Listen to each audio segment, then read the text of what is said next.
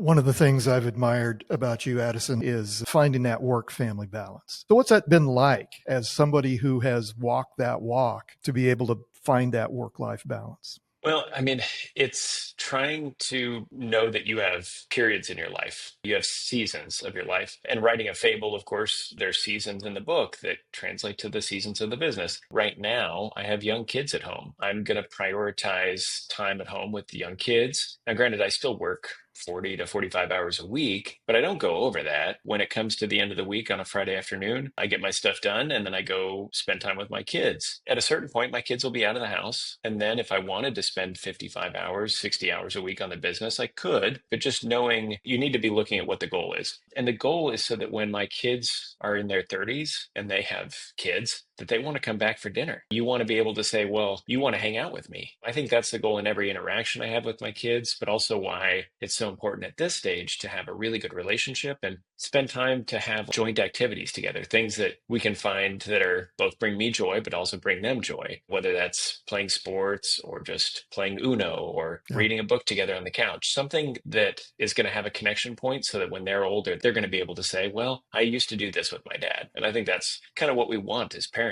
is for our kids to want to be in our lives and want us to be in their lives when they kind of start getting their own lives later on. What I admire about that, Addison, is understanding that in the moment. It's easy for someone my age to look back and say, yeah, I guess I kind of did this and I guess I kind of had that attitude, but I don't think I ever had that clarity at your age. On the other end of that, as we age, I love this quote, the title of one of the chapters in your book by the famous poet Maya Angelou. As you grow older, you will discover that you have two hands, one for helping yourself and the other for helping others. It kind of speaks to what I read from author David Brooks a couple years ago when he wrote about the second mountain. Now, when we're younger, we're so focused on personal success, whether that's wealth or building up our skills or climbing the hierarchical status. But then as we age, we realize there's a second mountain to climb, and that's helping others. That's one of the things that this book hopefully teaches. There's a quote from Pope Francis that is actually used in the book, spoken through the words of the mentor, Jack. Jack says,